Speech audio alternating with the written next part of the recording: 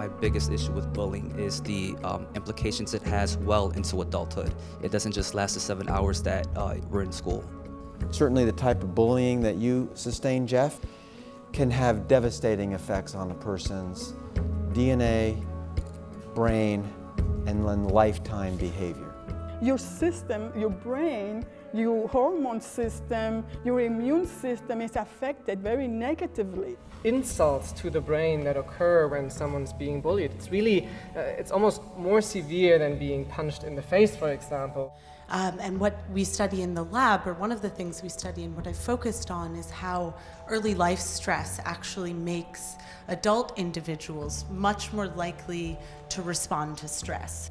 And it could really leave a person physically scarred, but physically, not in our bodies, physically scarred in the brain. Depression really changes you. It changes a whole person. And the severe depression, I wouldn't leave my house. Not only did I drop out of school, I wouldn't leave my house for months. If they are, used to doing certain activities and then they lose interest in those activities, that could be a sign. One day I cut school and I was picked up by truancy officers at a Barnes & Noble, but I just didn't want to coexist with the individuals who were, perpetuating this.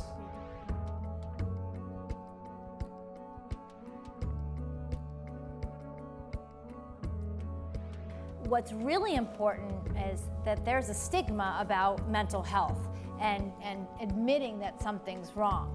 So young people really need to know that there is a person, whether it's a mentor or whoever, a person that they can talk with. They could be our teachers, they can be a secretary, they can be a teaching assistant, a coach.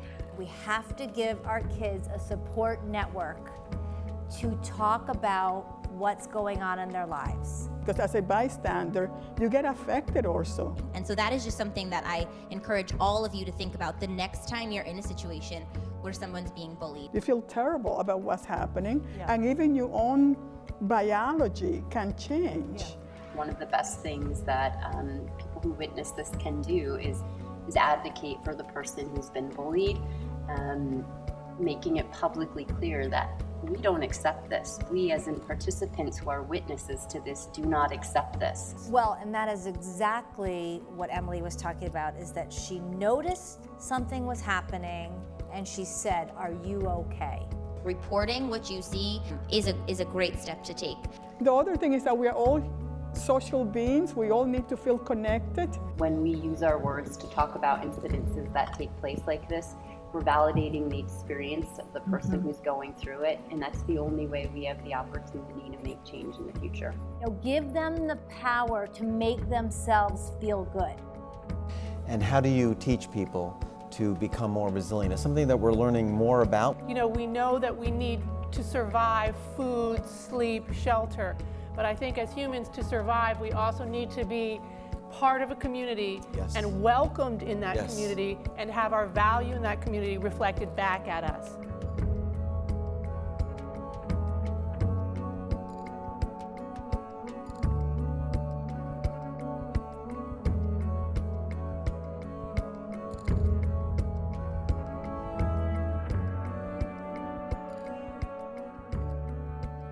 So I see it all the time and I think to myself, do I say something? Do I help? Or when do I know it's a problem or not?